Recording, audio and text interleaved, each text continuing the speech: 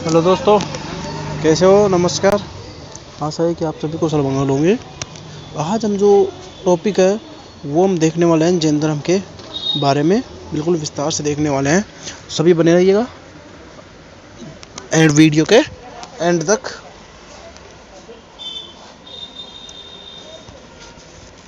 Video को अभी तक आपने शेयर नहीं किया है तो वीडियो को शेयर कर दीजिएगा और वीडियो को ज़्यादा से ज़्यादा लाइक और सब्सक्राइब और शेयर जरूर कीजिएगा। चलिए वीडियो को शुरू करते हैं। सबसे पहले हम महावीर जैन के बारे में उसके बारे में विस्तार से देखते हैं कि प्रारंभिक जीवन कैसा था। तो महावीर जैन थे, उनके बारे में देखते हैं कि भगवान महावीर जैन 24वें तीर्थकार थे। जैन धर्म के 24वें तीर्थकार थे। पहले थे पार्श्वनाथ, 24वें तीर्थकार थे जिन्होंने अहिंसा और सत्य के मार्ग को दिखाकर समाज में एक नई चेतना जगाई। उनके जीवन और शिक्षाओं का विस्तार से विवरण नीचे दिया गया है। जन्म और प्रारंभिक जीवन। जन्म महावीर का जन्म लगभग 540 ईसा पूर्व हुआ था। 540 ईसा पूर्व हुआ था और कुछ स्रोतों के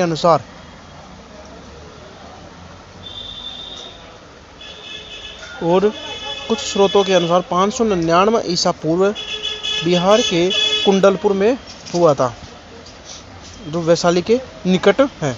इनका जो नाम है वो बचपन में इनका नाम था वर्धमान। परिवार की बात करें तो इनके पिता का नाम था सिद्धार्थ, जो ज्ञात्रक वंश के राजा थे, और इनकी माता का नाम था वो थी त्रिशला, जो राजा चेटक की क्या थी? बहन थी। वैशाली का जो राजा था चेटक, उसकी ये बहन थी। अब आगे देखते हैं। उनका विवाह भी हुआ था, जिनका विवाह यशोदा से हुआ था। तो कैसे याद रखोगे? जो महात्मा बुद्ध थे उनका जो पत्नी थी वो थी यशोधरा, और इनकी जो पत्नी थी वो थी यशोदा।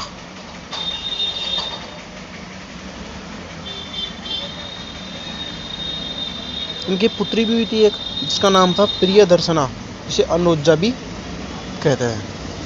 यह इनके जन्म के बारे में हमने देख लिया है। अब हम इनके वैराग्य के बारे में देखेंगे। वैराग्य और इनकी तपस्या के बारे में देखते हैं।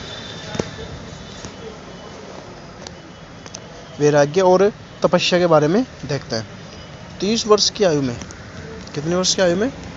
30 वर्ष की आयु में अपने माता पिता के निधन के पश्चात, जो 30 वर्ष की आयु में थी ये, उनके माता पिता का क्या हो गया था?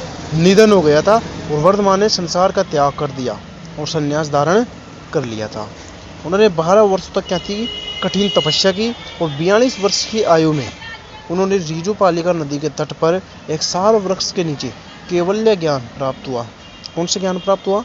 कैवल्य ज्ञान प्राप्त हुआ। और ज्ञान प्राप्ति के बाद उन्हें जितेंद्रिय, जो इंद्रियों को जीतने वाला, जीन और महावीर कहा गया है।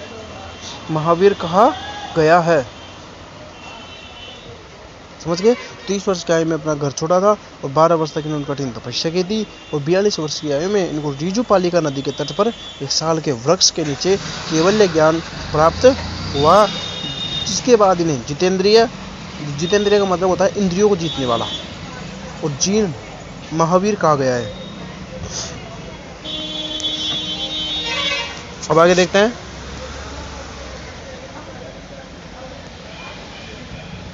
जो महावीर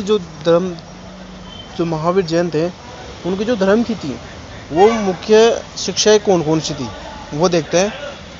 कि महावीर स्वामी ने मोक्ष प्राप्ति के लिए 5 व्रतों का पालन करना अवश्य बताया, कि 5 व्रतों का पालन करना तो अवश्य ही है।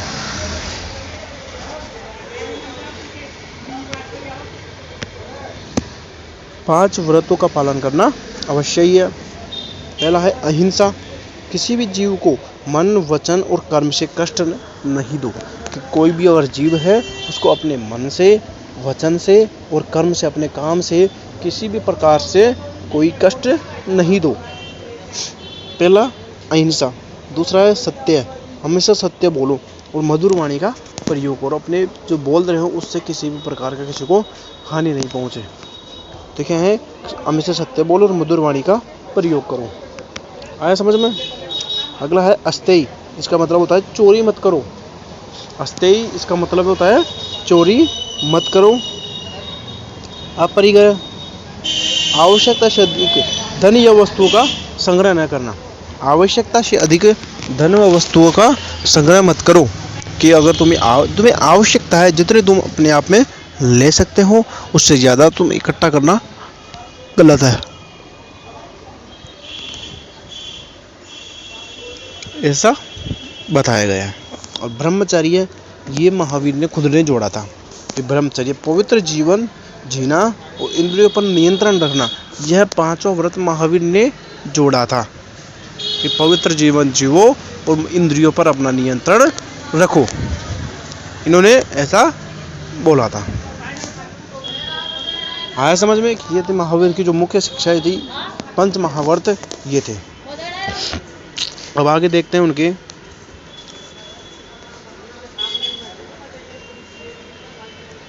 बात करते हैं उनके त्रिरत्न की। उनके 3 रत्न कौन कौन से हैं।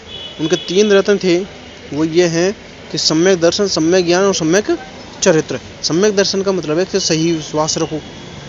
सम्यक ज्ञान का मतलब सही ज्ञान रखो। सम्यक चरित्र का मतलब सही आचरण रखो, चरित्र रखो सही। ये इनके 3 रत्न थे, सम्यक दर्शन, सम्यक ज्ञान और सम्यक चरित्र। ये पूछे जाते हैं त्रिरत्न के बारे में और पंच महाव्रत के बारे में।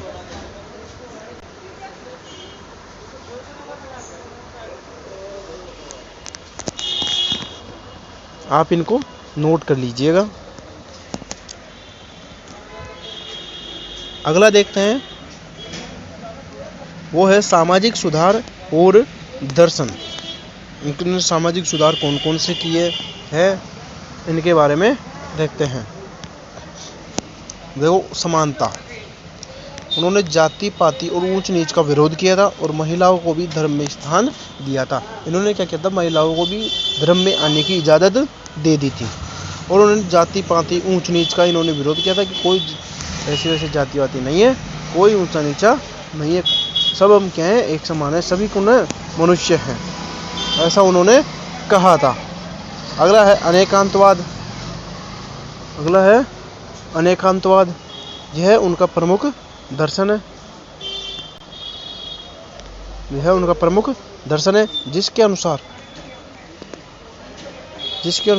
सत्य के कई पहलू हो सकते हैं और हमें दूसरों के विचारों का भी सम्मान करना चाहिए। कि इनका प्रमुख दर्शन था क्या था कि अनुसार क्या है कि सत्य के पहलू बहुत सारे हैं, सत्य वो बहुत हो सकते हैं और हमेशा दूसरों का विचारों का भी, अगर कोई विचार दे रहा है दूसरा तो उसका भी आप सम्मान करो।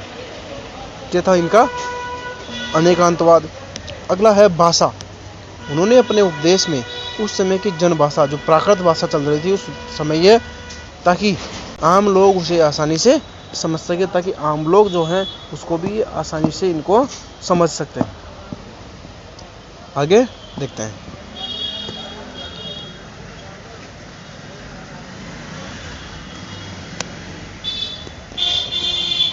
अब उनकी बात करते हैं निर्वाण और मोक्ष प्राप्ति की। 72 वर्ष की आयु में महावीर स्वामी ने बिहार के पावापुरी में कार्तिक की अमावस्या के दिन निर्वाण प्राप्त किया था। और इसी दिन को जैन समुदाय किसके रूप में मनाते हैं, दिवाली के रूप में मनाते हैं। जैन धर्म के रूप में मनाते हैं, इसको दिवाली के रूप में मनाते हैं, जो ज्ञान का प्रकाश का प्रतीक है। जो ज्ञान के प्रकाश का क्या है, प्रतीक है। और महत्वपूर्ण बात करते हैं कि महावीर ने कभी भी यह नहीं कहा कि मैं ईश्वर हूँ। कभी भी ऐसा उन्होंने नहीं कहा कि मैं क्या हूँ, एक ईश्वर हूँ, बल्कि उन्होंने यही सिखाया कि हर आत्मा में परमात्मा बनने की शक्ति है। और यदि वह अपने कर्मों पर विजय प्राप्त कर ले तो, यदि वह अपने कर्मों पर विजय प्राप्त कर ले तो अपनी आत्मा में क्या है, परमात्मा है, ऐसा उन्होंने कहा था। अब आगे बात करते हैं, जो जैन धर्म था ये आगे जाकर मगध में जो शासन चल रहा था, फिर मगध के धीरे धीरे पतन होने लगा। जब इसमें 2 भागों में ये बट गया जैन धर्म, एक बन गया था दिगंबर, एक बन गया था श्वेतांबर। अब दिगंबर और श्वेतांबर, इनके बारे में चर्चा करते हैं, ये बहुत बार पूछे जाते हैं।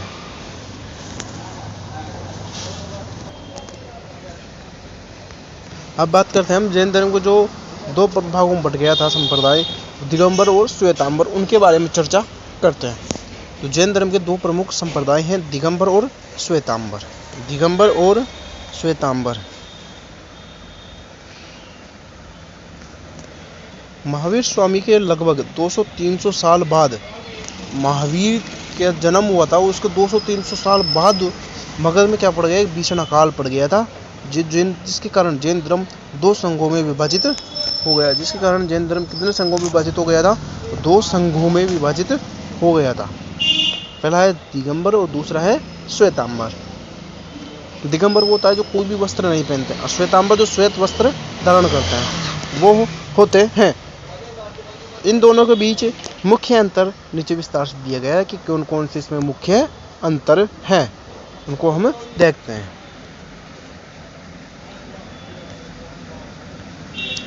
तो पहले बात करते हैं हम दिगंबर की। जो दिगंबर धर्म है, दिगंबर संप्रदाय है, उसके बारे में देखते हैं। तो क्या है, जो दिगंबर का अर्थ दिक् प्लस अंबर, यानी जिसका आकाश ही वस्त्र हो, जिसका अंबर यानी आकाश, जिसका आकाश ही वस्त्र हो। इस संप्रदाय के नेतृत्वकर्ता क्या होते हैं, भद्रबाहु थे। इस संप्रदाय के जो नेता थे वो कौन थे, भद्रबाहु थे। नोट कर लीजिएगा इसको कि इस संप्रदाय के नेता कौन थे, भद्रबाहु थे। इस संप्रदाय के नेता भद्रबाहु थे। कौन थे संप्रदाय के नेता, भद्रबाहु थे।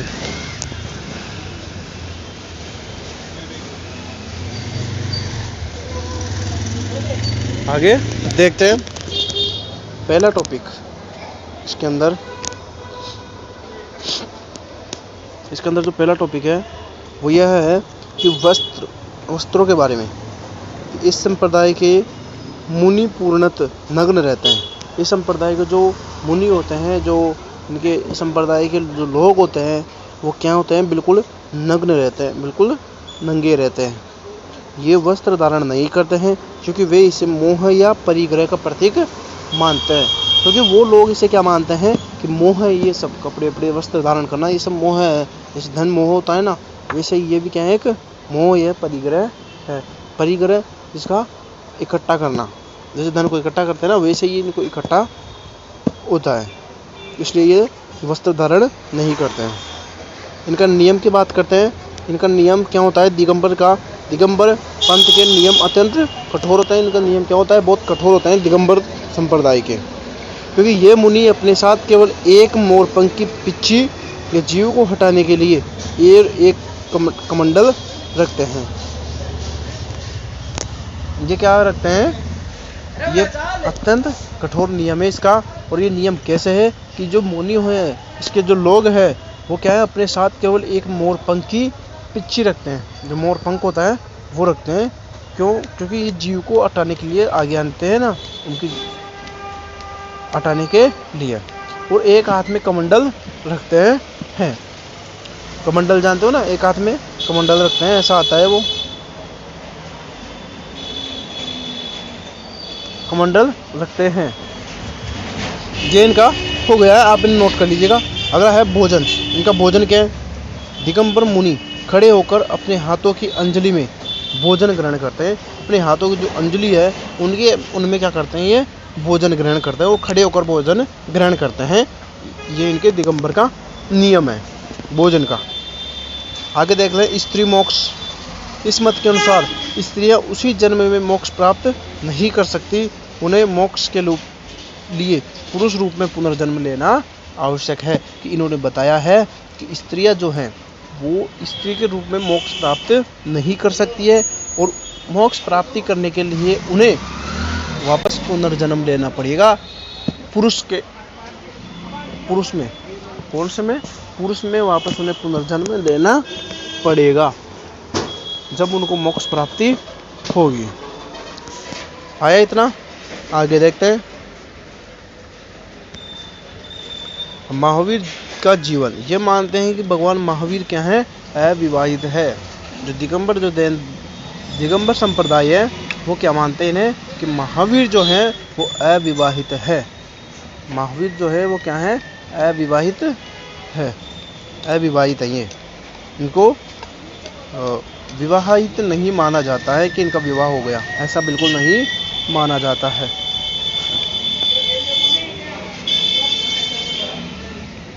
आगे देखते हैं, ये हो गए दिगंबर के बारे में। अब देखते हैं जैन जो श्वेतांबर है उसके बारे में देखते हैं। श्वेतांबर संप्रदाय है उसके बारे में हम देखते हैं।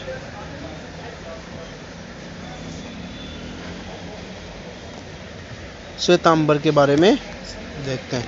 श्वेतांबर का अर्थ है कि श्वेत प्लस अंबर, यानी जो सफ़ेद वस्त्र धारण करते हैं, यानी जो सफ़ेद वस्त्र धारण करते हैं। इस संप्रदाय के नेतृत्वकर्ता क्या होते हैं, स्थूलभद्र होते हैं। इस संप्रदाय के जो नेता है वो क्या है, स्थूलभद्र होते हैं। अब इनके बारे में बात करते हैं। इनका जो वस्त्र है, इस संप्रदाय के साधु जो मुनि होते हैं वो और साध्वियाँ, इसमें साध्विया मतलब है इसमें स्त्रियाँ भी हैं। साध्विया जो सफ़ेद निर्वस्त्र यानी कि बिना सिले कपड़े धारण करती है, निर्वस्त्र जो बिना सिले कपड़े होते हैं सफ़ेद, उन्हें ये धारण करते हैं मुनि, मुनि धारण करते हैं। अगला है इनका जो नियम है वो क्या है, इनके नियम दिगंबर की तुलना में थोड़े क्या हैं, अच्छे हैं, थोड़े लचीले हैं, लचीले भाव के हैं, क्योंकि ये आपस में ये अपने पास भोजन के पात्र और सफ़ेद वस्त्र रख सकते हैं। ये अपने पास भोजन के पात्र और सफ़ेद वस्त्र क्या रख सकते हैं अपने पास में। और अगली बात करें इनके भोजन की बात करते हैं इनके, कि ये पात्र में भोजन ग्रहण करते हैं और वो किसमें, अपने हाथ में ही भोजन ग्रहण करते हैं और ये पात्र में भोजन ग्रहण करते हैं। आया समझ में? कमेंट में बता दीजिएगा आया कि नहीं आ रहा। अगला है स्त्री मोक्ष। श्वेतांबर मत के अनुसार स्त्रियां भी इसी जन्म में मोक्ष प्राप्ति कर सकती है, उन्हें भी समान अधिकार है पुरुषों के जैसा कि सभी मोक्ष प्राप्ति कर सकते हैं। आया समझ में कि वो भी मोक्ष प्राप्त कर सकती है। अगला है महावीर का जीवन। ये मानते हैं कि भगवान महावीर का विवाह हुआ और उनकी एक पुत्री भी थी, ऐसा ये मानते हैं श्वेतांबर संप्रदाय वाले, कि उनका एक विवाह हो गया था और उनकी एक पुत्री भी थी, ऐसा ये मानते हैं।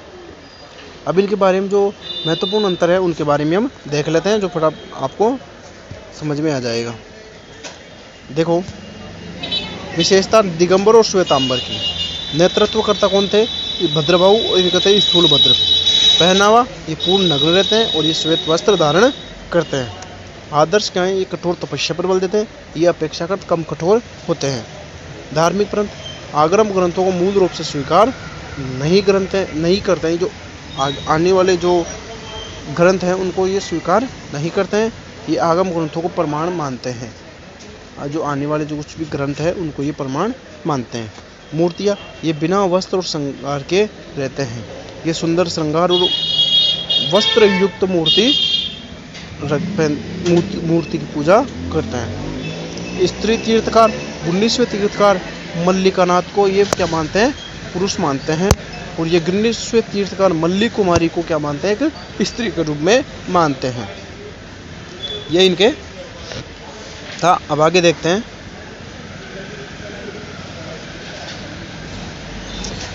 इनके विभाजन का ऐतिहासिक कारण क्या था, जो ये विभाजन हुआ था इनका जो कारण क्या था, कि कहा जाता है कि जब मगध में 12 वर्षों का अकाल पड़ा, 12 वर्ष तक क्या पड़ा था, एक अकाल पड़ा था, तो भद्रबाहु अपने अनुयायियों को लेकर दक्षिण भारत कर्नाटक की ओर चले गए थे। लोग वहीं रुक गए। उन्होंने स्थूलभद्र के नेतृत्व में सफ़ेद वस्त्र धारण करना शुरू कर दिया। जब भद्रबाहु वापस लौटे तो दोनों समूहों के आचार विचार में बड़ा अंतर आ चुका था, जिससे ये दोनों पंथ बने। आया समझ में? देखो, भद्रबाहु अपने अनुयायियों को तो क्या खा ले गया था कर्नाटक में, और लोग वहीं रुक गए थे। फिर वो क्या किया था, उन्होंने स्थूलभद्र के नेतृत्व में सफ़ेद वस्त्र धारण करना शुरू कर दिया था। जब भद्रबाहु वापस लौटे तो ये दोनों के समूह आचार विचार में बड़ा अंतर आ गया था। इन मतभेदों के बावजूद दोनों संप्रदाय का मूल सिद्धांत क्या है? एक ही है कि अहिंसा, सत्य और अनेकांतवाद। इनका सब दोनों का सिद्धांत एक ही है, अहिंसा, सत्य और अनेकांतवाद, ये इनका है। अब आगे तो कुछ थोड़ा सा और है, हमने जो बौद्ध धर्म का जो छोड़ दिया था थोड़ा सा, वो है हीनयान और महायान के बारे में। हीनयान और महायान के बारे में देखते हैं उनको। देखते हैं कि बौद्ध धर्म में जो महायान और हीनयान था, ये भी दो भागों में बट गया था। कब बटा था ये? जब चौथी बौद्ध संगीति हुई थी कश्मीर में। जब बौद्ध धर्म के इतिहास में सम्राट अशोक के बाद कनिष्क के शासनकाल के दौरान चतुर्थ बौद्ध संगीति हुई थी और बौद्ध धर्म दो संप्रदायों में विभाजित हो गया था। तो पूछा जाता है कि जो बौद्ध धर्म था वो विभाजित कब हुआ था? तो क्या बोलोगे? कनिष्क के काल में चौथी बौद्ध संगीति हुई थी, जब ये दो संप्रदायों में बट गया था, हीनयान और महायान। हीनयान और महायान, यहाँ इन दोनों के बीच में प्रमुख अंतर दिया गया है। अब उन अंतरों को देखते हैं। पहले हीनयान के बारे में देखते हैं। हीनयान के बारे में, तो हीनयान का शाब्दिक अर्थ होता है छोटी गाड़ी या निम्न मार्ग। इसे रूढ़िवादी या प्राचीन मार्ग माना जा सकता है। अब इनके बारे में देखते हैं, ये बुद्ध का स्वरूप कैसा बताते हैं। देखो, ये बुद्ध को एक महापुरुष और मार्गदर्शक मानते हैं, ईश्वर नहीं मानते हैं। जो हीनयान होता है वो क्या मानते हैं? महात्मा बुद्ध को ईश्वर नहीं मानते हैं, बल्कि क्या मानते हैं? मार्गदर्शन और एक महापुरुष ही मानते हैं कि एक महापुरुष है जो हमारा मार्गदर्शन करते रहे हैं, ऐसा ये मानते हैं। ऐसा ये मानते हैं। अगला है लक्ष्य। इनका लक्ष्य क्या है? इनका लक्ष्य अरहत पद प्राप्त करना है, यानी स्वयं के लिए निर्वाण या मोक्ष प्राप्त करना है। स्वयं के लिए क्या करना है? निर्वाण या मोक्ष प्राप्त करना है, स्वयं के लिए करना है, सिर्फ याद रखना। अगला है ये मूर्ति पूजा। हीनयान में मूर्ति पूजा नहीं की जाती है। ये लोग मूर्ति पूजा नहीं करते हैं। क्यों नहीं करते हैं? क्योंकि ये ईश्वर मानते ही नहीं है इनको एक मार्गदर्शक मानते हैं, इसलिए ये मूर्ति पूजा नहीं करते हैं। ये बुद्ध के प्रतीक जैसे पद चिन्ह, बोधि वृक्ष की प्रतीकात्मक पूजा करते हैं। बोधि वृक्ष, ये बोध गया भी जाते रहते हैं, और इनके पद चिन्ह इनके क्या मानते हैं? इनके प्रतीक के रूप में इन्हें मानते हैं। आगे देखते हैं धर्म ग्रंथ और भाषा। इनके ग्रंथ मुख्य रूप से पाली भाषा में लिखे गए हैं। जो हीनयान के जो ग्रंथ है वो पाली भाषा में लिखे गए हैं।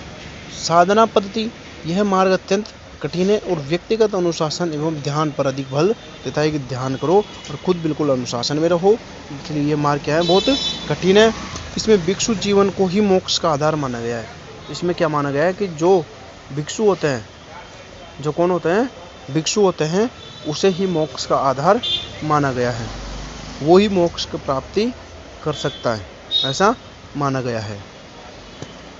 प्रसार कि यह दक्षिण के देशों जैसे श्रीलंका, म्यांमार, थाईलैंड, कंबोडिया और लाओस में फैला है। ये जो हीनयान है ये कहाँ पर फैला है? दक्षिण के देशों जैसे श्रीलंका, म्यांमार, थाईलैंड, कंबोडिया और लाओस में फैला है।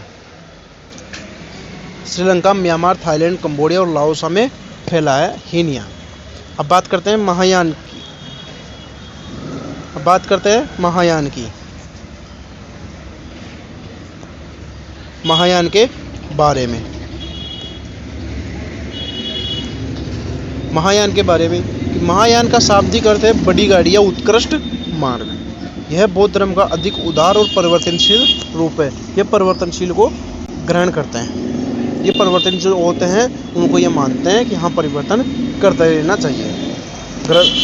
जो धर्म में क्या है? परिवर्तन करते रहना चाहिए, ये ऐसा मानते हैं। अगला है बुद्ध का स्वरूप। ये कैसा मानते हैं? महायान के अनुयायी बुद्ध को ईश्वर या भगवान मानते हैं और उनकी भक्ति पर बल देते हैं, इनकी भक्ति करो। और ये भगवान बुद्ध को क्या मानते हैं? ईश्वर मानते हैं। ठीक है। अगला है इनका लक्ष्य क्या है? इनका लक्ष्य बोधिसत्व बनवाएं। इनका लक्ष्य क्या है? बोधिसत्व बनना है। बोधिसत्व बनना है। और बोधिसत्व वह है जो स्वयं निर्माण प्राप्त कर सकता है, लेकिन दूसरों की मदद करने के लिए भी अपने मोक्ष को टाल सकता है। समझ रहे? वापस समझो इसको कि ये बोधिसत्व बनना चाहते हैं। और बोधिसत्व क्या होता है? कि स्वयं निर्माण प्राप्त कर सकते हैं, क्योंकि ये स्वयं तो निर्माण प्राप्त कर सकते हैं, लेकिन किसी दूसरों की मदद करने के लिए अपने मोक्ष को ये टाल सकते हैं। अब खुद मोक्ष प्राप्ति नहीं कर सकते हैं दूसरों की मदद के लिए। यह है ये। अगला है मूर्ति पूजा। महायान में बुद्ध और विभिन्न बोधिसत्वों की मूर्तियाँ की पूजा शुरू हुई है। महायान में बुद्ध और जो इनके जो अनुयायी हैं, इनकी पूजा शुरू हुई है। गांधार और मथुरा कला इसी का परिणाम है। गांधार कला और जो मथुरा कला है, इसी मूर्ति का, इन्हीं का क्या है? परिमाण है। इनका क्या है? परिणाम है। अगला देखते हैं।